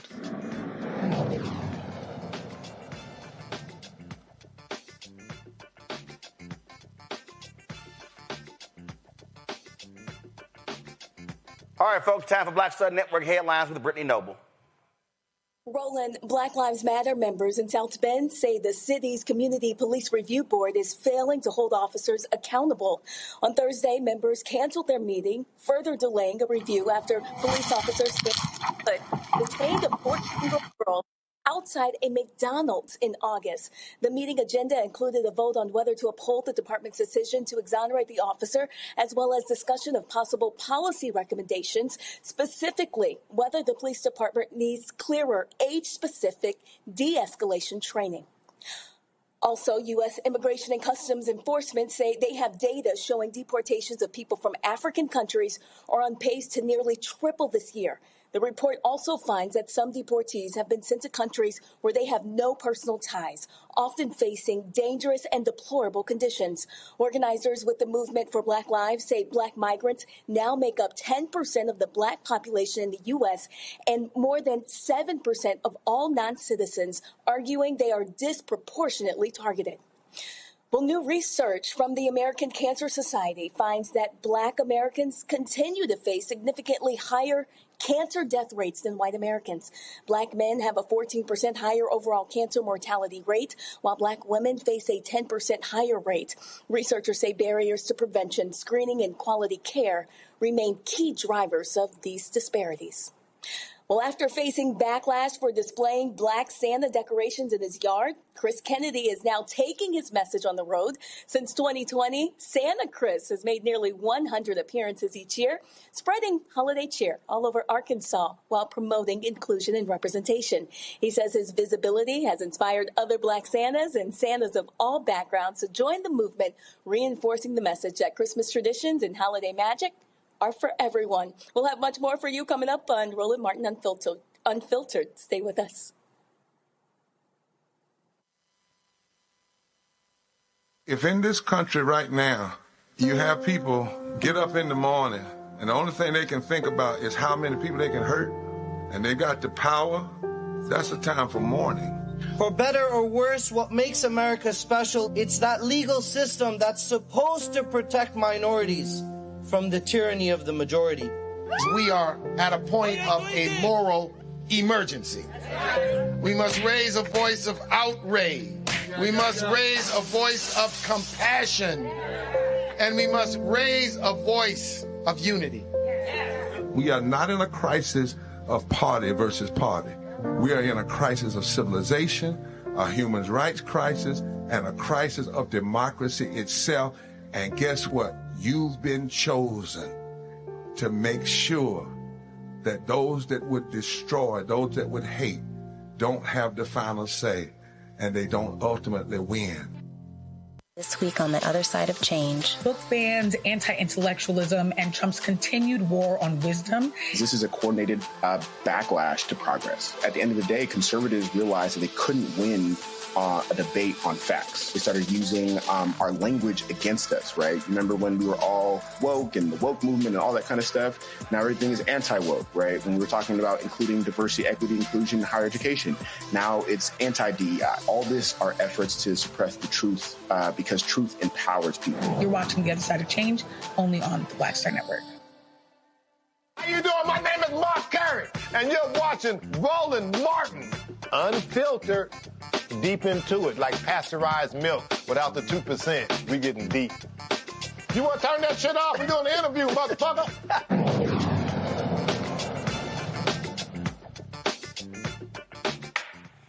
Folks, the Consumer Financial Protection Bureau, founded under President Barack Obama, which is now led by someone tied to Project 2025, is proposing a rule change that could quietly bring back modern-day redlining. Right now, banks can be held accountable when their policies hurt black borrowers, even if they don't admit to discrimination. This new proposal would weaken these protections, making it easier to deny loans and harder for our communities to fight back. This story was done last month. Go to my iPad. This is Reuters right here, where they lay it out. And so it's as a result of an executive order signed by, well, you know, the twice impeached criminally convicted felon in chief, Donald Trump. And so, again, look at this here. Requiring companies to prevent discriminatory outcomes in practice encourages favoritism and unfairly burdens them, according to the White House, a position rejected by consumer advocates. So, I mean, Matt, I don't know how many times I can say they don't give a damn about black people. They don't give a damn about protecting. They say, corporations, man, y'all can do whatever y'all want. If y'all want to screw these people, go right ahead, and we gonna let y'all do it. Yeah, I mean, that's what they're going to try to do. I think hopefully 28 U.S.C. Section 1981, which protects your rights to contract and to engage in business and to not be discriminated in those contracts, is going to stay on the books, and you can call your friendly civil rights lawyer to file a lawsuit on your behalf, even if CFPB is not going to stand up for you. I mean, from an infrastructural standpoint, this is part and parcel with what we've talked about all night. They're attacking everything and trying to find every way to undermine people's ability to vindicate their rightful claims, right? Where you've gone into a store, you've gone somewhere, you try to get a mortgage, you try to get an auto loan, and the lender has discriminated against you and not against some white person, applying. There actually has to be some kind of recourse, and hopefully with 1981 and some other sections that they'll be able to continue to do that. But this is stupid. I don't understand why you would even want to die on this hill, but we see that Republicans and the MAGA, all these people are doing everything that they can to erode all protections, unless it's a white guy who's being discriminated against, as we've spoken about earlier in this case. Well, one of the things that they've done, Michael, is they have absolutely tried to gut the Consumer Financial Protection Bureau. They tried to get rid of it through the Supreme Court. That didn't work. And they've been letting companies off the hook, just dismissing cases, not paying fines, and screwing customers, screwing regular everyday workers. Yeah, and this is, once again, the consequences of elections is something that we warn people about. And what's taking place here is, Donald Trump signed an executive order targeting disparate impact liability as well. So that plays a part in this. The Legal Defense Fund did a press release about the negative impact that this rule change would have, especially on African Americans. And they talked about how this deals with disparate impact, deals with the legal framework that is long served at identifying and addressing discrimination that hides in plain sight, things that are very subtle, embedded in the structures of lending, hiring, housing, education, policing, and healthcare. So this has wide-ranging implications, okay? This also is in that same vein of the attack on diversity, equity, and inclusion. And as you talk about, Roland, defunding Black America. Okay, so this would bring back redlining, which still exists in some areas, right? But this would be catastrophic if this goes through. So this is something else that we have to fight and educate people on. But once again, one of the things that we miss oftentimes is understanding how to assess, to protect gains that have been made. The Consumer Financial Protection Bureau is something that's very important. No, it's not perfect, but it's been beneficial to African Americans. So when we vote, whether it's for the House of Representatives, for the Senate, for the president, we have to do an assessment, a systems analysis of gains that we have made that are at risk if the wrong people get in power. Well, again, what we see here, they just do not, they believe, Donald Trump and MAGA believes, Win Cooney, that the people being discriminated against are white. And we're not going to offer any protections whatsoever if you're black and if you're brown. We do not care. It's similar to what we saw with the Black Lives Matter movement. And when we had to counter and say the reason why you can't say all lives matter is because Black people are the ones that are being disproportionately affected. It's similar here. We don't have to say that Black people have continued to be disproportionately affected by illegal financing practices, redlining, not being able to get a mortgage, getting higher insurance rates, getting higher mortgage rates.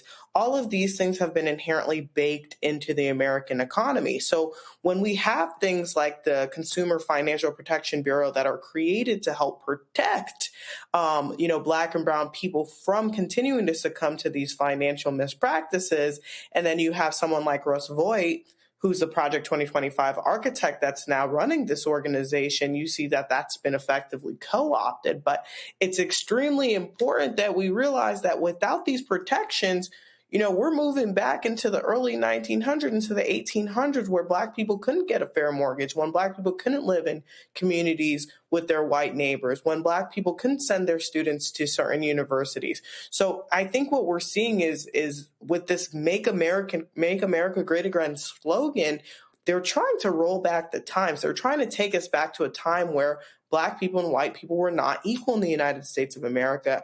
And the more we learn that this is happening, the more we need to be acutely aware of it and put an end to it. When I say Jim Crow 2.0, that's not an overstatement, Matt. People have to understand what that means. Again, when you start stripping away the protections, if you strip away protections on voting rights, stripping away protections on civil rights, which both impact economic rights, that's Jim Crow 2.0. Yeah, it is. And I'm really glad you say that, because I think a lot of times with both the media and people talking about these issues try to compartmentalize them, right?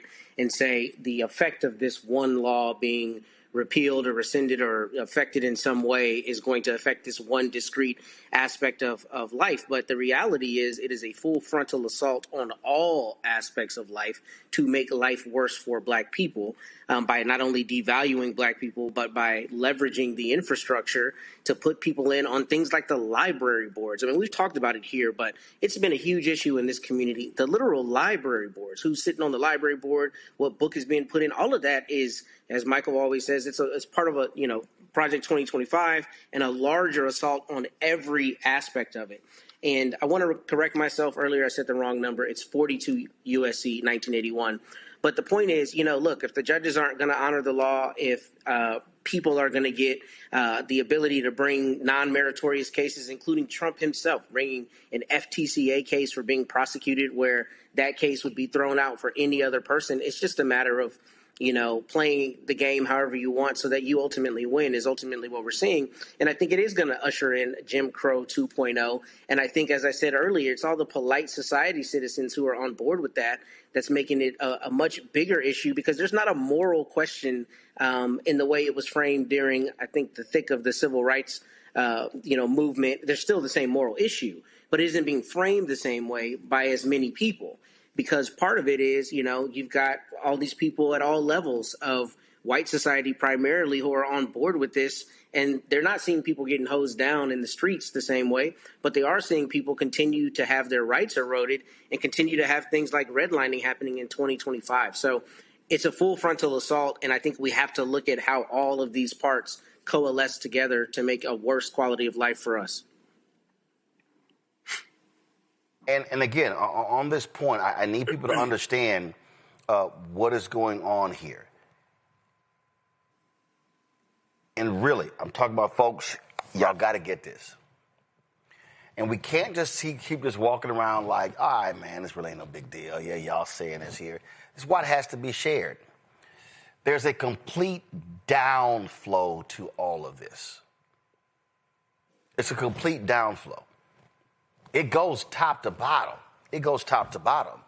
And if you do not have a political change, which then leads to a judicial change, then you have all of the systems at one time firing against folks.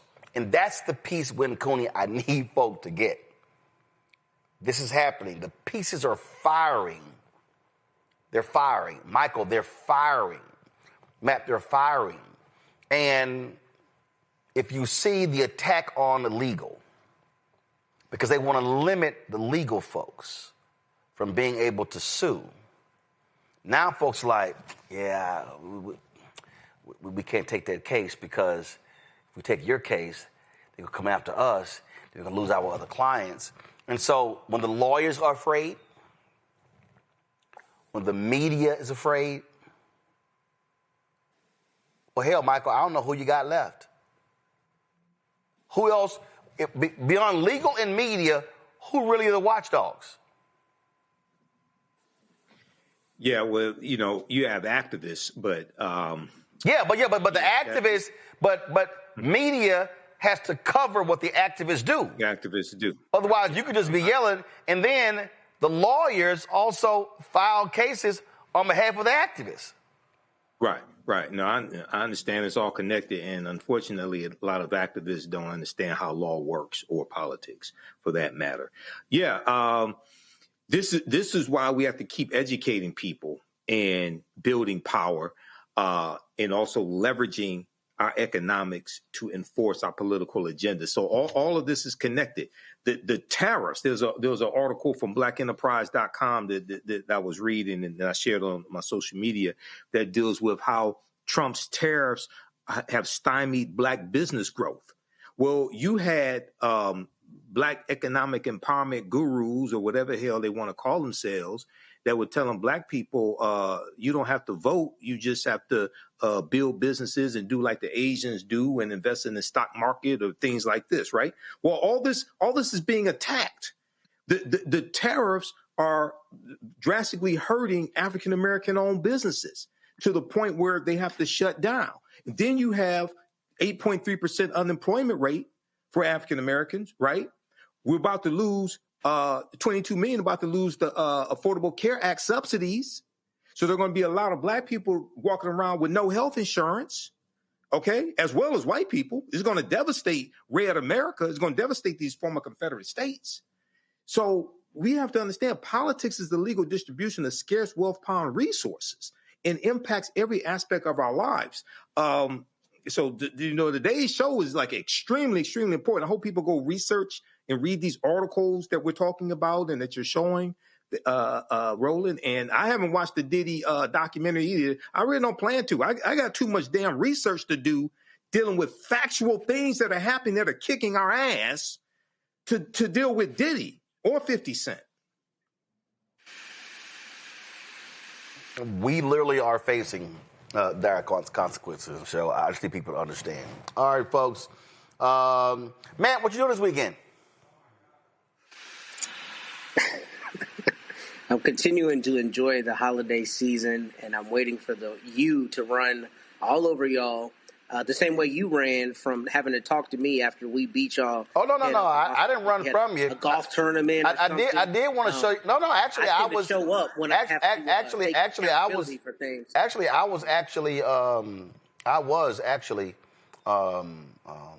traveling, but I did want to show you this here, Matt, because I thought it was pretty cool. It's been a busy week because last week. Go ahead and play it already, man. Quit with the setup. Let's get to it. No, I'm just saying. So I don't know if you were aware, Matt. I don't know if you were aware that the Texas A&M women's volleyball team, upset the number one team in the country, Nebraska. They hadn't lost a game all season, and they got upset on their home court. So it was an amazing game. It was really a fascinating game. And then after that, Wisconsin played Texas in Austin. Y'all lost. So, because there was a bunch of people who were talking about, it could be a national, A&M versus Texas national championship. Yeah, we made it. Y'all didn't. And then, of course, last night, Matt, let me show you this for you, Matt, right here. This was the winning point. Go ahead and watch this, Matt. What? It's going to be a free ball back to the Yankees. Matty Walk in the middle. A place they've never gone before. So that was a point that put Texas A&M volleyball in the national championship game. So looking forward to that. Then, of course, tomorrow at noon Eastern, it's going to be Miami, the Hurricanes playing A&M in Kyle Field. So your Longhorns playing this weekend? I wanted to ask you, who would you say is the most celebrated college coach of all time? That'd be Nick Saban, right? No, I'm asking. I'm asking. Y'all have to I'm asking. Actually, that's a lie. That's a lie. I'm asking. No, that's a lie. Nick that's Saban a lie. says it. No, first of all, Truth, right? Nick Saban says a lot of bullshit that's not true. But again, are y'all playing this weekend? We are not playing this weekend. Oh, and I do appreciate. I'm sure it was planned. I do appreciate you wearing your Howard Bison shirt. Yes, I did wear that because I knew you were going to say something. Yeah, because I mean, it hasn't really made an appearance often on this show. Win Cooney, you may not be aware, but Matt didn't even go to that little school in Austin. But he reps them like he did. He's always like, oh, I grew up there. My parents met there, all that sort of stuff. So he's always repping Texas Longhorns. And rarely is he repping Howard Bison. So we appreciate Matt actually repping the school where he got his undergraduate degree from. So what I'm hearing. Hold on 1 second. You're against hold on. You're against No. Seems to be a problem. No, actually, I would think you have black love for your college.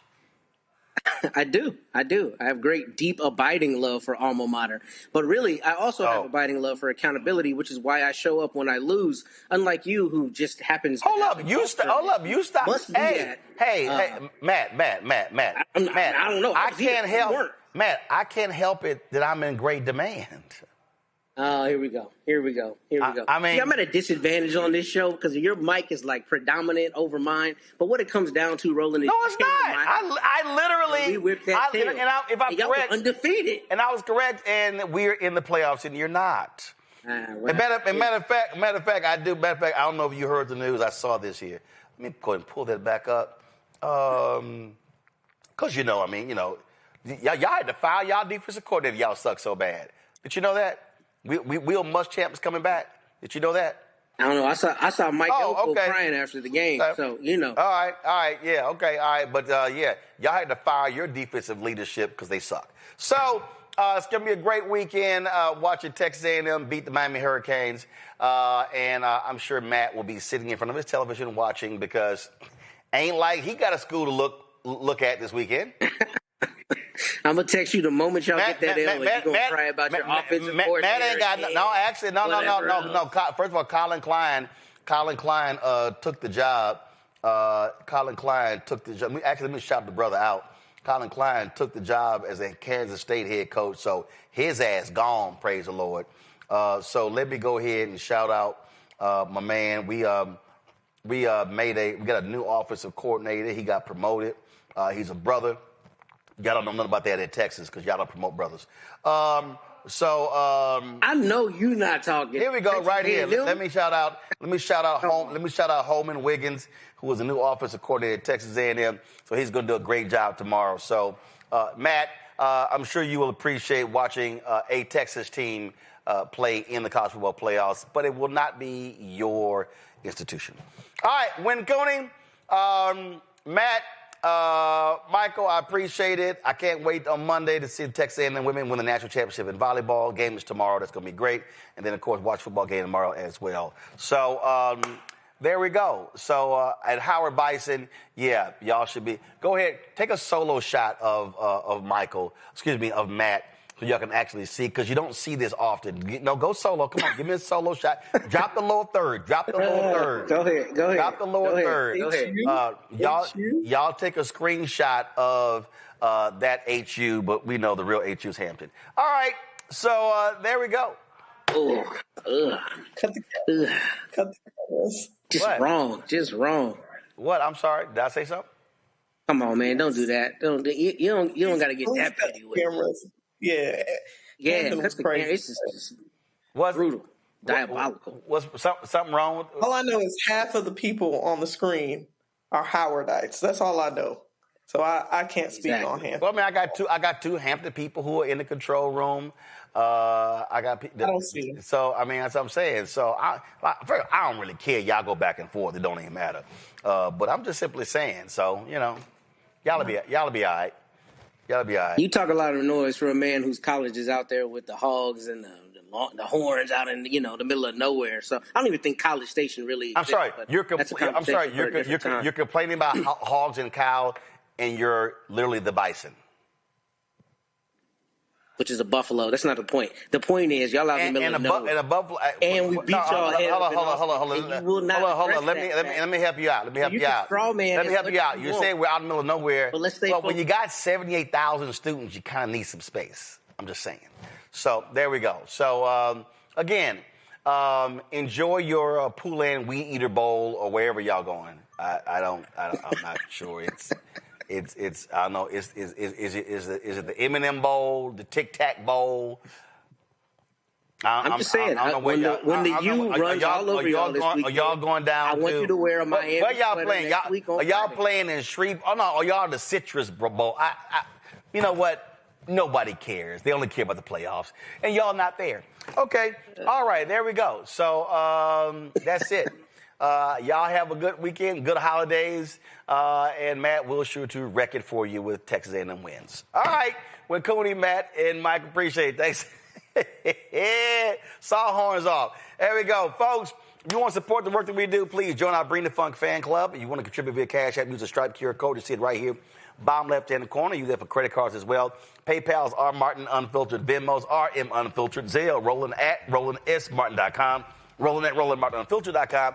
Checks and money order, make it payable to Roland Martin Unfiltered, P.O. Box 57196, Washington, D.C., 20037-0196. Get my book, White Fear, How the Browning of America is Making White Folks Lose Their Minds, available bookstores nationwide. Get the audio version I read on Audible. Also, you want to get out Roland Martin Unfiltered Black Star Network swag? Go to shopblackstarnetwork.com. It's all there. And, of course, all these black-owned products you see to my left right here, all of this, you name it, we got it. All kinds of stuff. Support black-owned businesses. It's not too late. Christmas is a week away. Support the businesses. Shop blackstarnetwork.com. Download Fanbase. And also, they've extended the investment. So $16.4 million has been raised for Fanbase. $16.4 million has been raised. 600,000 left. Go to startengine.com for more. Startengine.com/fanbase for more information. Folks, that's it. I'll see y'all. No, actually, I'll see y'all on the first Monday in January. I go on vacation, but Brittany Noble's going to be holding it down, bringing us all the great news and information right here on the Black Star Network. So y'all have a good one. Holla!